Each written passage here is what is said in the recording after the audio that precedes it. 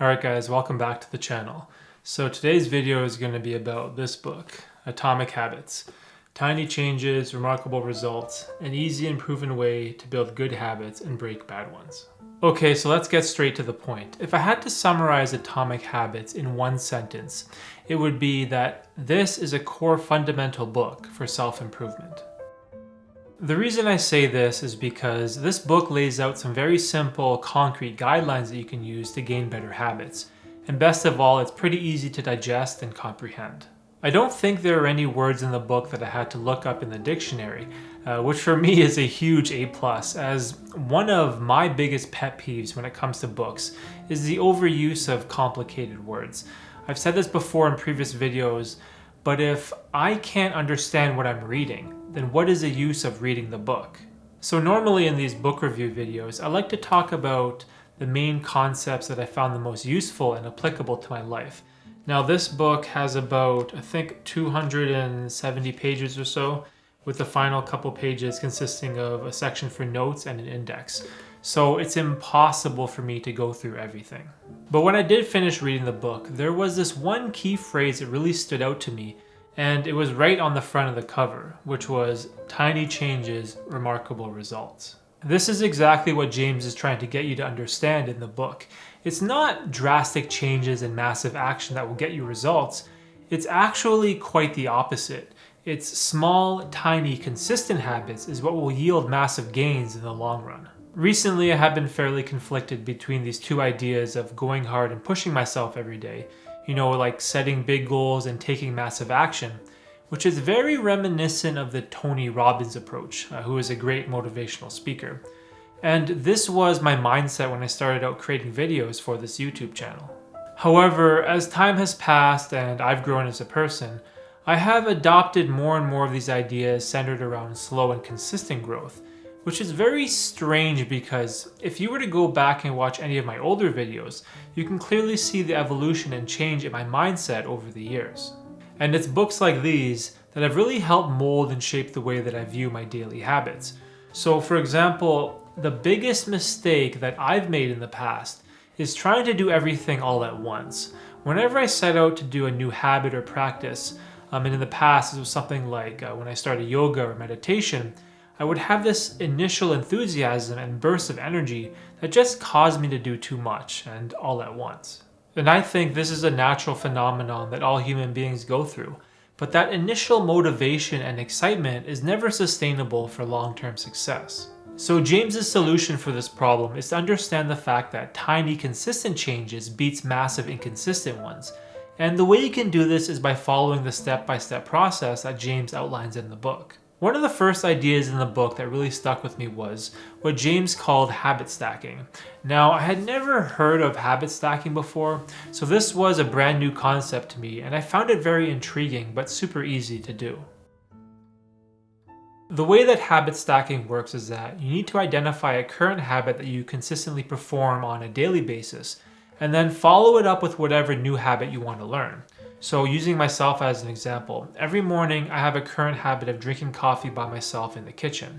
So if I wanted to add a new habit of reading daily, for example, I could stack my habit of drinking coffee with reading one page from my book. The formula of habit stacking looks like this. After a current habit, I will perform new habit. So after drinking coffee in the kitchen, then I will read one page from my book. Reading one page from a book sounds like you're setting the bar really low, but I think this was done intentionally. James argues that if you want to create a new habit, you need to make it as easy and effortless as possible. Eventually, in time, you reading one page every morning will become as automatic as brewing your morning cup of coffee. The goal here is to create a direct link between drinking your coffee and reading your book. You don't want to have to think about it or second guess yourself. What ends up happening is that drinking coffee and reading becomes part of your identity and morning routine. And if you want to make it even easier for yourself, before you go to bed, just grab your book and leave it on the table where you drink your coffee. That way in the morning, it's just like staring at you right in your face, and it removes that step of you having to get up and to find a book to read. There was a great quote James wrote in the book, and it went something along the lines of, "Habits are the compound interest of self-improvement." And this really appealed to me because I've been on this compound interest crusade recently. Anything that can compound on itself over a prolonged period of time creates results that are almost impossible to imagine. Even just reading one page every day can compound into unbelievable results. Maybe you start off reading one page, but then eventually it becomes 2 or 3 or 10.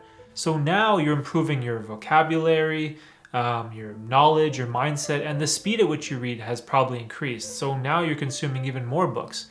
Eventually, that compounding effect just builds and builds and builds. And then before you know it, you're reading 2 or 3 books every month. The daily impact of reading one page every day seems small and insignificant, but the yearly impact of that tiny yet consistent habit ends up being enormous over a longer period of time. Another idea that I found super interesting was James claims that you should focus more on systems rather than goals. Two people could have identical goals but end up with two completely different results. The reason for this is because it's the systems you have in place that determines your success and not the desired goal. Take a basketball game, for example. Both teams obviously want to win, and the end goal should be to outscore the other team. But if only one team has a system for, say, offense and scoring points, while the other team has a system for offense, a system for defense, a system for coaching, and a system for scoring points, then who do you think will achieve the goal of winning the game? The lesson here is that both winners and losers can have the same goal, but instead of being goal-oriented, focus on improving your systems and just let the score take care of itself. Now, the next question should be, if goals aren't as important, then how do we create better habits to improve our systems? This is where the book gets very detailed and breaks down the 4 stages of building a habit. I found this part, I guess, a little too specific for my liking, but I think the information is solid and definitely worth going over. There are basically 4 stages for building a habit, and James calls them cue, craving, response, and reward. So if we were going to use you answering your phone as an example for the 4 stages of building a habit, the cue would be your phone buzzing because you received a text message. Next is the craving. The craving is that you want to know what the text message says. So you have a response of you picking up the phone and reading the text, which eventually leads you to the reward, which is you satisfying your initial craving of reading that message. What ends up happening is that the habit of picking up your phone is associated with the buzzing, and the buzzing is the initial cue which loops back to the entire process. Now, the key here is that if the habit you are pursuing is positive, then you want to make the cue as easy as possible. So in the case of reading, leave your book on the kitchen table so it's super easy for you to pick it up and read it when you're drinking your coffee. But in the case of a negative habit that you're trying to break, you need to make the cue as difficult as possible, so the exact opposite. And if you're struggling with smartphone addiction like me, just leave your phone in another room so that when your phone buzzes and it initiates that initial cue to reach for your phone, it's too far away for you to hear or pick up. This is the general strategy you want to use when it comes to creating positive habits or breaking negative ones. James emphasizes this idea of reducing the amount of steps towards good habits. Just make them as easy, accessible, and frictionless as possible. And do the exact opposite for your bad habits. Make them difficult, inaccessible, and full of obstacles so that you're less likely to perform them. Now, when it comes to the physical copy of the book versus the ebook or the audiobook, I think you definitely want to get either the physical copy of the book or the ebook version. Now, in my opinion, this is the best way to get the most out of Atomic Habits. I did listen to the audiobook version as well, which was convenient, but the book contains a lot of diagrams and graphs that really help you visualize the ideas that James is trying to convey. If you do listen to the audiobook version, it constantly redirects you to the Atomic Habits website to view the graphs and diagrams.